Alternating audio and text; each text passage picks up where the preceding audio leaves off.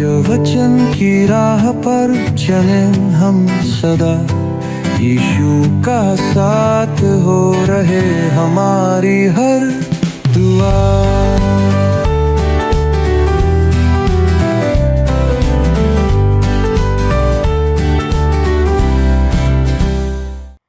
प्रिय दर्शकों, मैं आप सबका इस क्रमबद्ध बाइबल अध्ययन कार्यक्रम सत्य वचन में हार्दिक स्वागत करती हूँ।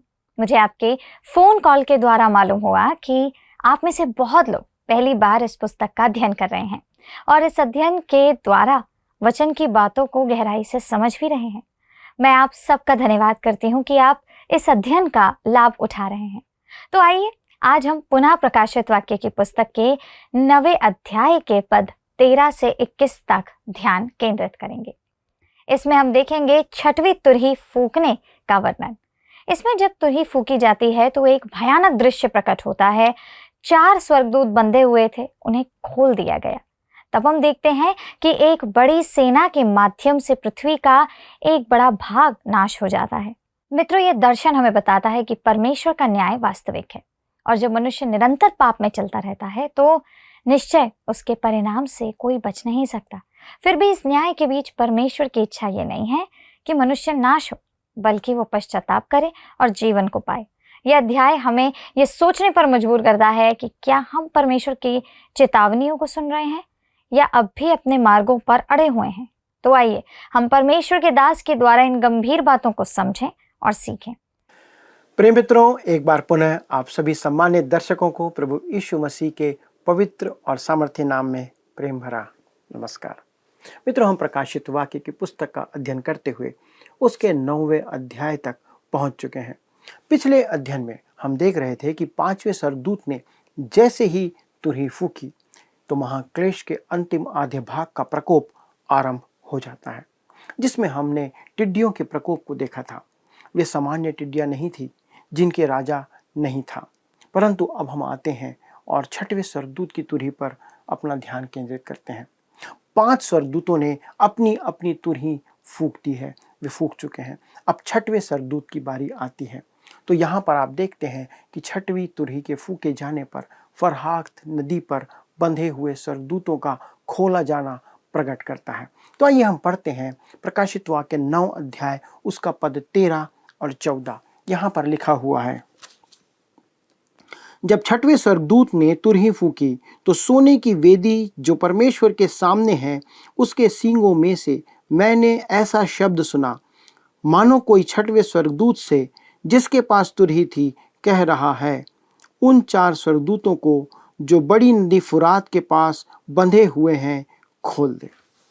दोस्तों, कहता है जैसे ही 6ठे स्वर्गदूत ने तुरही फूंकी तो मैंने परमेश्वर के सामने सोने की वेदी की सींगों में से एक ही शब्द सुना जो तुरही लिए हुए 6ठे स्वर्गदूत से कह रहा था, दोस्तों, उन 4 स्वर्गदूतों को खोल दे जो बड़ी नदी फरात के पास बंधे हुए हैं।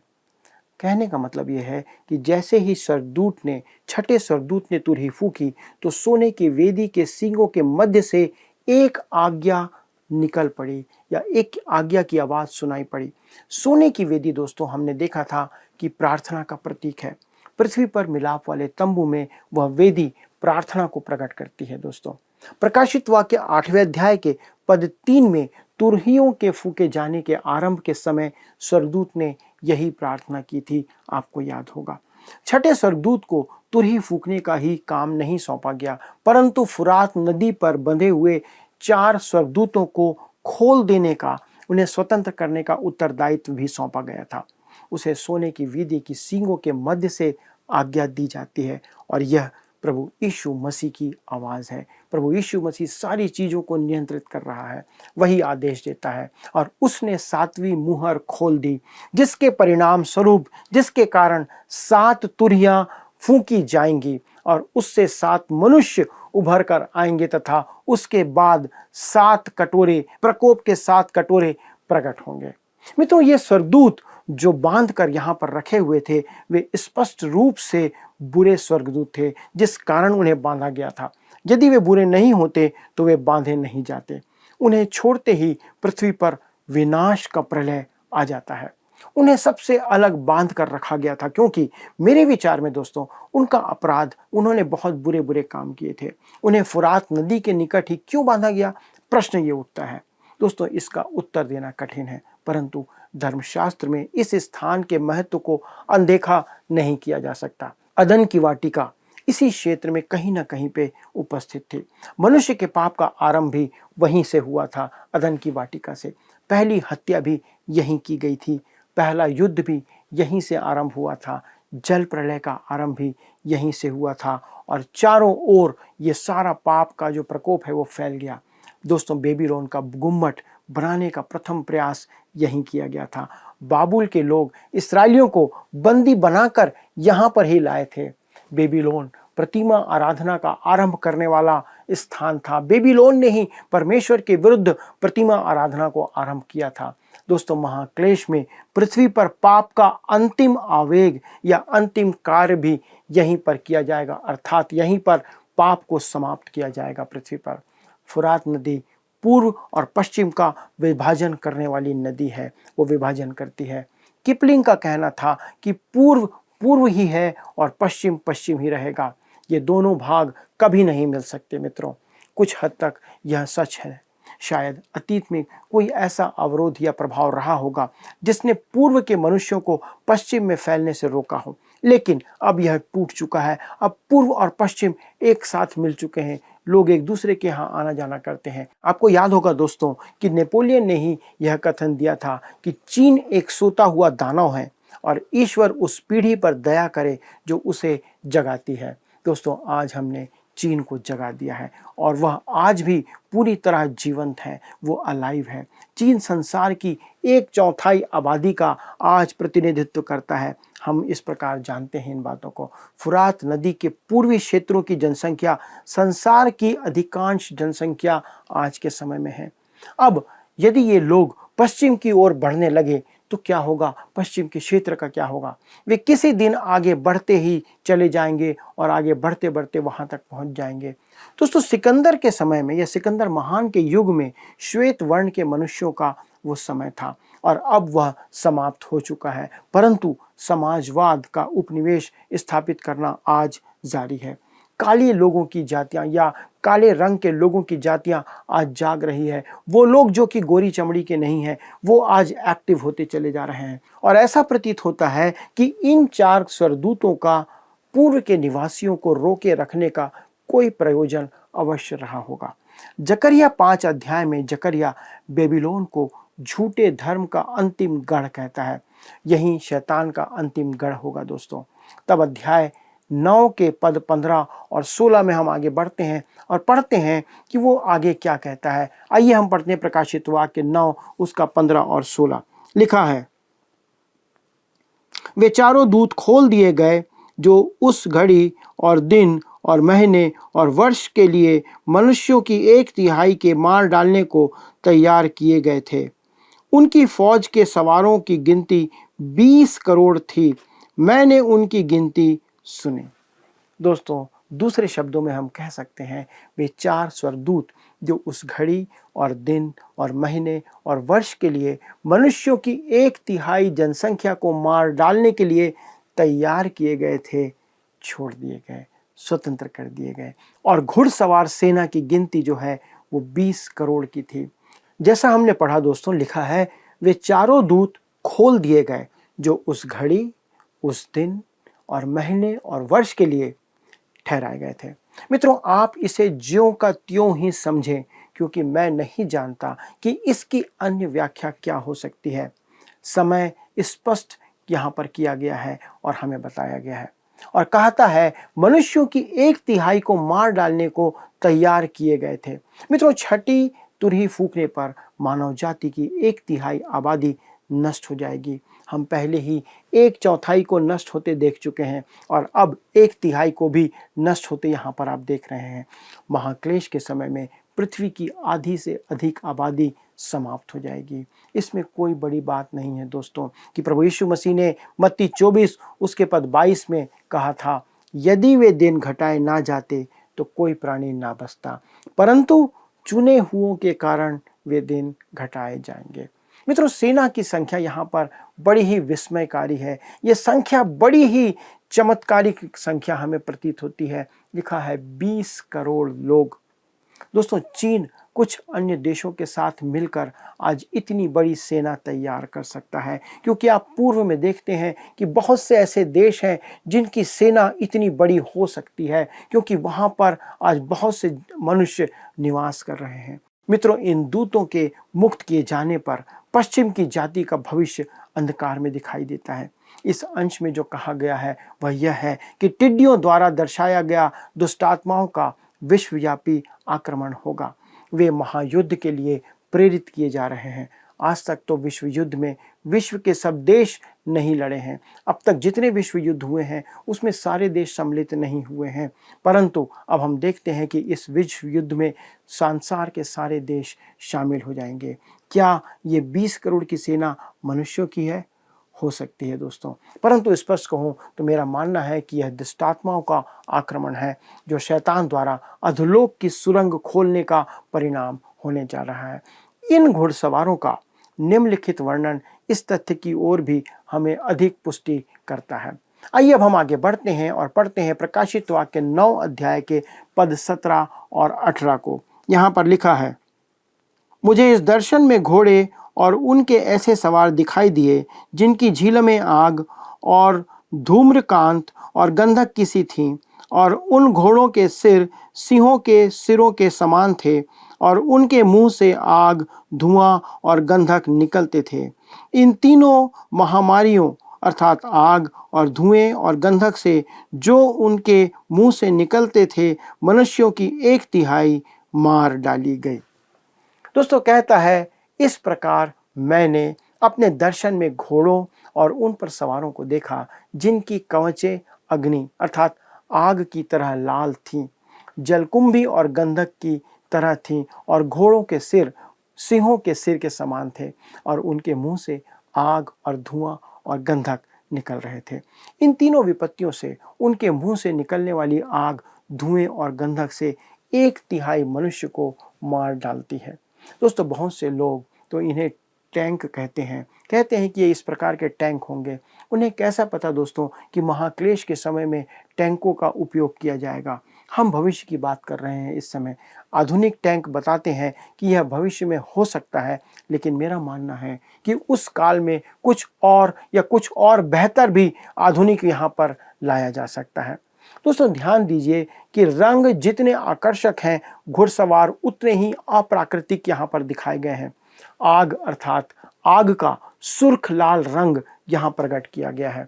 दूसरी बात, धूम्रकांत अर्थात जामुनी रंग, और गंधक अर्थात हल्का पीला रंग, जो कि युद्ध के घोड़े का पशु है, उसे प्रकट करता है। अय्यूब 39 अध्याय के पद 19 से 25 में आप इस बात को पढ़ करके देख सकते हैं। यह अधोलोक के प्राणी जो अप्राकृतिक हैं, मनुष्य से युद्ध करने के लिए यहाँ पर निकल पड़े हैं। ये या तो दुष्टात्माएं हैं दोस्तों, या दुष्टात्मा ग्रस्त प्राणी या मनुष्य हैं। यहाँ उनका यथावत वर्णन किया गया है परमेश्वर के वचन में। दोस्तों, विलियम आर न्यूएल कहते हैं, यदि आप विश्वास करें तो आपको व्याख्या की आवश्यकता बहुत ही कम होगी। अर्थात कहने का मतलब ये है कि जो वचन आप पढ़ रहे हैं, यदि आप उस पर विश्वास कर लें तो आपको व्याख्या करने की आवश्यकता नहीं है। मनुष्य को समझने में और व्याख्या करने में महान कठिनाई इसलिए होती है क्योंकि वे विश्वास नहीं करते हैं। यदि आप केवल विश्वास रख कर पढ़ें तो यह आपके लिए स्पष्ट हो जाएगा कि परमेश्वर क्या कह रहा है और क्या करने जा रहा है। इस युग में नरक की शक्तियाँ सक्रिय हो जाएंगी। ये 3 विपत्तियाँ जिनका यहाँ उल्लेख किया गया है दोस्तों, ये वास्तविक विपत्तियाँ हैं, अर्थात आग, धुआं, गंधक, सब कुछ वास्तविक है। मित्रों, सदोम और अमोरा के विनाश में इन्हीं का उपयोग किया गया था। मेरे विचार में महाक्लेश के समय संसार की दुर्दशा सदोम और अमोरा से भी अधिक दर्दनाक होगी। आज समलैंगिक संबंधों को मान्यता दी जा रही है, तो सदोम और अमोरा में यह उनकी जीवन शैली थी, परंतु उनका नाश होने से समलैंगिक संबंधों का अंत हो गया था। यहाँ पर परमेश्वर का वचन प्रकट करता है, परमेश्वर ने उनका अंत इसके कारण से कर दिया था। यदि आप सोचते हैं कि परमेश्वर मनुष्य को अप्राकृतिक अवस्था में स्वर्ग आने देगा, तो यह आपका भ्रम है, यह आपकी भूल है। दोस्तों, इस समय 1/3 जनसंख्या नष्ट कर दी जाएगी। 1/3 प्रकृति तो प्रभावित हो चुकी थी, परंतु मनुष्य प्रभावित नहीं हुआ था दोस्तों। परंतु ऐसा कठोर दंड अब वे पाने जा रहे हैं। मान ले दोस्तों कि संसार की जनसंख्या 150 करोड़ होगी तो 50 करोड़ लोग इस समय मार दिए जाएंगे या मार डाले जाएंगे। स्मरण रखें कि विश्व की 1/4 जनसंख्या चौथी मुहर खोलने पर नष्ट हो जाएगी।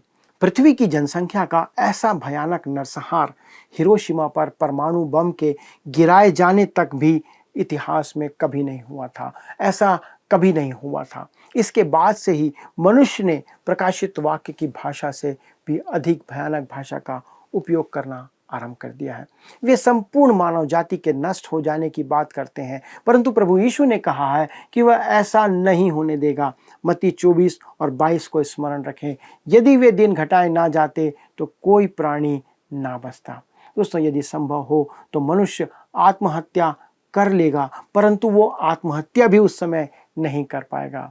तब दोस्तों हम आगे बढ़ते हैं और पढ़ते हैं पद 19 को, प्रकाशित वाक्य 9 उसका 19 लिखा है, क्योंकि उन घोड़ों की सामर्थ उनके मुंह और उनकी पूंछों में थी, इसलिए कि उनकी पूंछें सांपों जैसी थी और उन पूंछों के सिर भी थे और इन्हीं से वे पीड़ा पहुंचाते थे। दोस्तों कहता है, लिखा है, घोड़ों की शक्ति उनके मुंह और उनकी पूंछ में है, क्योंकि उनकी पूंछें सांपों जैसी हैं जिनके सिर होते हैं और वे उन्हीं से चोट पहुंचाते थे या घात करते थे।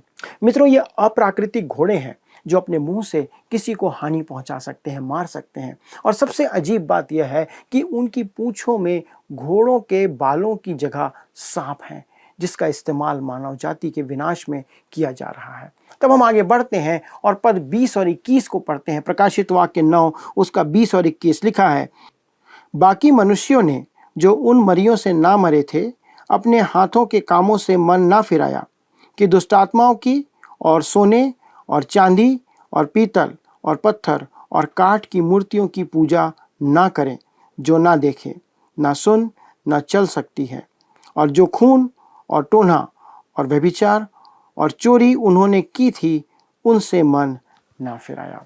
दोस्तों, दूसरे शब्दों में हम कह सकते हैं, बाकी लोग जो उन विपत्तियों से नहीं मरे थे उन्होंने अपने हाथों के कामों से मन ना फिराया और न दुष्टात्माओं की और न सोने, चांदी, पीतल, पत्थर और लकड़ी की मूर्तों की आराधना की, और जो ना देख सकती हैं, ना सुन सकती हैं और ना चल सकती हैं, उनसे उन्होंने मन ना फिराया। और ना उन्होंने अपनी हत्याओं और टोना करना, व्यभिचार करना और चोरी करने की बात से मन फिराया, अर्थात वे वैसी ढिठाई का जीवन जीते रहे। जब कहता है टोन्हा, तो यहाँ पर उसके लिए जो मूल यूनानी भाषा में शब्द उपयोग किया गया है दोस्तों, वह है फार्मिकियोन, अर्थात ये शब्द जो प्रकट करता है कि किस रीति से ये टोन्हे का काम किया जाता था, जिसका वास्तविक अर्थ होता है औषधि निर्माण, अर्थात औषधि बनाना। महाक्लेश के समय दवाइयों का अनगिनत सेवन किया जाएगा दोस्तों। लोग दवाइयों के सहारे जीवन व्यतीत करना चाहेंगे। ये औषधियाँ या दवाइयाँ उद्धार से रहित मनुष्यों को महाक्लेश का दंड भोगने में सहारा देंगी, अर्थात दर्द निवारक दवाएं होंगी, या उनके ऊपर जो क्लेश आएगा, जो उनके ऊपर महामारी आएगी, उससे बचने का प्रयास ये दवाइयों से करेंगे। और मुझे पूरा विश्वास है कि जब ये विचित्र प्राणी उन्हें काटेंगे या डंक मारेंगे, तब ये दवाइयाँ वो उपयोग करेंगे। यद्यपि वे मरेंगे नहीं, परंतु मृत्यु के भय के कारण वे दर्द निवारक दवाइयाँ खाएंगे, जो दर्द और महाक्लेश की पीड़ा में उन्हें राहत पहुंचाने का काम करेंगे। दोस्तों, उस समय धर्म भी नशीले पदार्थों पर आधारित हो जाएगा। महाक्लेश में संस्कृति और धर्म दोनों ही नशीले पदार्थों पर चलते पाए जाएंगे। आज नशे की जो समस्या है वह उस समय की तुलना में कुछ भी नहीं होगा दोस्तों। मनुष्य दर्द और परेशानी से मुक्ति पाने के लिए उस समय कुछ भी करने को तैयार हो जाएगा। शराब का सेवन उस समय व्यापक होगा। हर प्रकार की जो नशे की चीज़ें हैं उसका उपयोग बढ़ता चला जाएगा। जब कहता है टोना, दोस्तों यह शब्द 20वीं शताब्दी के आरंभ के एक विचारक के द्वारा से उपयोग किया गया था, जिनका नाम है डॉक्टर J.A. सीस। और उनका कहना है कि मैं यह इसलिए बता रहा हूँ क्योंकि ऐसा लगता है कि उन्होंने इसे कल ही लिखा हो, या शायद वे इसे आपके स्थानीय अखबार के कल के अंक के लिए तैयार कर रहे थे। जादू और टोना इस शब्द पर उनकी टिप्पणी कुछ इस प्रकार से है। वे कहते हैं, आप केवल मादक पदार्थों जैसे शराब, अफीम, तंबाकू, सौंदर्य प्रसाधन आदि तथा औषधि के बारे में विचार करें जो प्रेम आकर्षण को बढ़ाती है। कामुकता के संबंध में औषधि संहिता का उपयोग किया जाता है। औषधियाँ जो यौनाचार के लिए विकल्प का काम देती हैं, जो कथित रूप से लोगों के लाभ के लिए आत्मा के जगत से निकाली गई हैं। दवाओं और उपचार के एजेंटों के रूप में ये सब कुछ उपयोग किया जाता है। मनुष्यों के लाभ के लिए आत्मिक संसार के जादू तथा दवाइयों और उपचार आदि के बारे में सोचें, जो कि प्राकृतिक दंड की हानि को आसानी से दूर करने के लिए यहाँ पर उन्हें आशा प्रदान करती है। दोस्तों, इन चीज़ों के द्वारा प्रेरित किए गए अपराध के बढ़ते प्रचलन के बारे में आप विचार करके देखें, जो समाज की नैतिक भावना को खाते चले जा रही है। उस नैतिक पतन की शुरुआत या आरंभ के लिए आप विचार करें, जिसे यहाँ पर छठी तुरही के बजाने के समय की विशेषता के रूप में या उसके संदर्भ में प्रकट किया गया है। अर्थात जब ये तुरही बजाई जाएगी तो इस प्रकार का वातावरण जो है वो संसार में बढ़ता चला जाएगा। मित्रों, यह सुनकर आज ऐसा लगता है, या उनकी बातों को सुनने के बाद हमें ऐसा लगता है कि जो कुछ उन्होंने लिखा था वो आज के समय के लिए लिखा था, क्योंकि उनके युग में नशीले पदार्थों का सेवन इतना प्रचलित नहीं था। ना ही शराब उस समय कोई इतनी बड़ी समस्या थी जैसे कि आज बन चुकी है। आज नशीले पदार्थ लगभग हर एक पंथ के लोग काम में ले रहे हैं, उपयोग कर रहे हैं, जहां यौनाचार प्रमुख मात्रा में काम कर रहा है। नशीले पदार्थों की नई नई तकनीक और प्रकार प्रकार के यहाँ पर सेवन करने की चीज़ें उपयोग की जा रही हैं। आप यहाँ पर देखने को मिलता है कि हर प्रकार से नशीला पदार्थ आज बढ़ता चला जा रहा है, उसका उपयोग बढ़ता चला जा रहा है। और जब लिखता है कि वे टोना अर्थात नशे के ही दोषी नहीं, वे विचार के भी दोषी हैं, जिसके कारण चोरी की प्रवृत्ति यहाँ पर उनके जीवन में उत्पन्न होती है। मित्रों, आज व्यभिचार को मनुष्य की स्वतंत्रता और सभ्यता का प्रमाण माना जाता है। यह बड़ी रोचक बात है दोस्तों कि शोक गीत गाने की अपेक्षा हम नाचते और गाते हैं और कहते हैं कि मानव जाति विकास कर रही है। हम इस नीचता को विकास का दर्जा देने लगे हैं। टोना, व्यभिचार, चोरी बढ़ती चली जाएगी और उन पर अधिकाधिक व्यवहार बढ़ता चला जाएगा। मेरा मानना है दोस्तों कि क्रिस्त विरोधी इन तीनों के द्वारा मनुष्य को अपने अधीन करेगा। इसके द्वारा वह लोगों के मन पर नियंत्रण करेगा। उस समय मनुष्य आसानी से लालच में आ जाएगा। नशे की हालत में मनुष्य किसी भी बात को मान लेता है। आज के क्लब शराब परोसते हैं, केवल पैसा कमाने के लिए नहीं, परंतु सदस्यों को अपने अधीन बनाए रखने के लिए। लोग उनके गुलाम हो जाते हैं क्योंकि उन्हें वो आनंद वहाँ पर प्राप्त होता है। शराब पीने के बाद गायक कैसा भी बेसुरा हो, सब कुछ चलता है। हास्य कलाकार कैसा भी मजाक करे, सबको सब कुछ अच्छा लगता है। और यदि 3 पैग लगा लिए जाएं तो ये लोग महान कलाकार बन जाते हैं। दोस्तों, नशा ही क्रिस्त विरोधी को बड़ा बनाएगा और यही कारण है कि नशा उस समय का प्रमुख केंद्र होगा।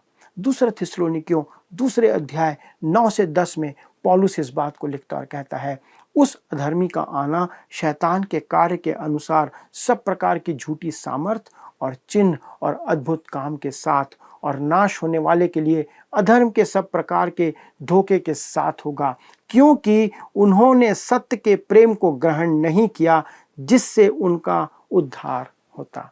दोस्तों, मेरा मानना यह है कि कलीसिया के उठाए जाने के पूर्व सुसमाचार प्रत्येक मनुष्य तक एक बार, कम से कम एक बार पहुंचाया जाएगा और निश्चित ही प्रत्येक मनुष्य महाक्लेश के समय सुसमाचार सुन चुका होगा। दूसरा थिस्सलुनीकियों 2 अध्याय पद 11 और 12 में पौलुस जो कहता है वह उन्हीं के लिए है जिन्होंने परमेश्वर के वचन को स्वीकार नहीं किया है, अर्थात सुना है परंतु माना नहीं। लिखता है, इसी कारण परमेश्वर उनमें एक भटका देने वाली सामर्थ को भेजेगा कि वे झूठ की प्रतीति करें, ताकि जितने लोग सत्य की प्रतीति नहीं करते वरन अधर्म से प्रसन्न होते हैं, सब दंड पाएं।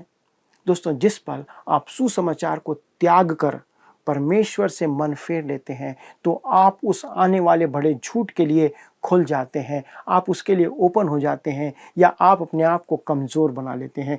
यही कारण है कि आज विश्वासी किसी भी शिक्षा को स्वीकार कर रहे हैं।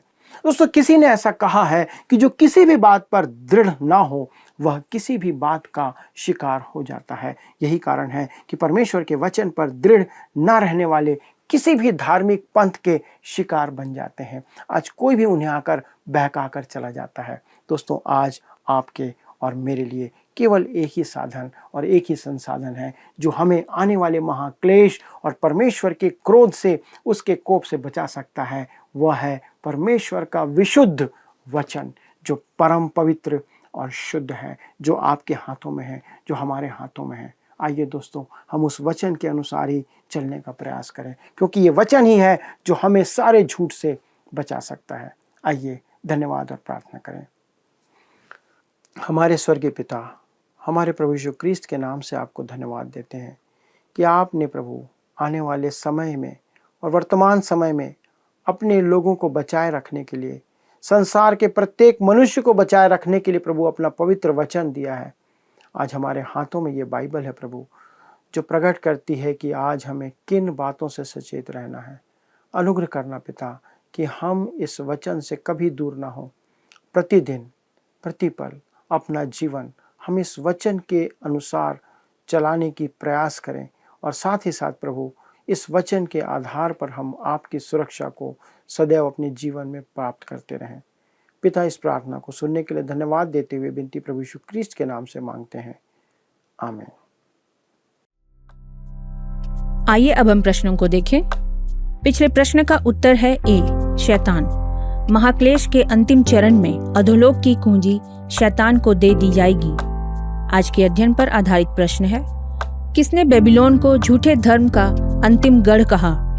ए, यीशु, बी, यिर्मयाह, सी, जकरिया, डी, मूसा। मित्रों, इस प्रश्न का उत्तर हमें कल सुबह 6 बजे से पहले विकल्प ए, बी, सी या डी के साथ अपना नाम, पता, स्थान के साथ 9651433397 पर SMS या WhatsApp करें। प्रिय मित्रों, आज के अध्ययन में हमने देखा कि प्रकाशित वाक्य की इस खंड में केवल एक डरावना दर्शन ही नहीं है, बल्कि ये परमेश्वर की दया और चेतावनी दोनों का संदेश है। छठवीं तुरही के न्याय के बाद भी लोग अपने बुरे कामों से नहीं लौटे। उन्होंने परमेश्वर के वचन के विरुद्ध प्रतिमा उपासना की, हिंसा और पाप में बने रहने को चुना।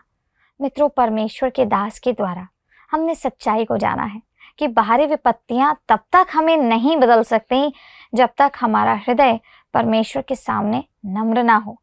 आज का यह संदेश हमें बुलाता है कि हम अपने जीवन पर विचार करें और प्रभु की ओर लौट आएं, क्योंकि जब हम पश्चाताप करते हैं तो वही परमेश्वर जो न्याय करता है वही हमें क्षमा भी करता है और एक नया जीवन भी देता है।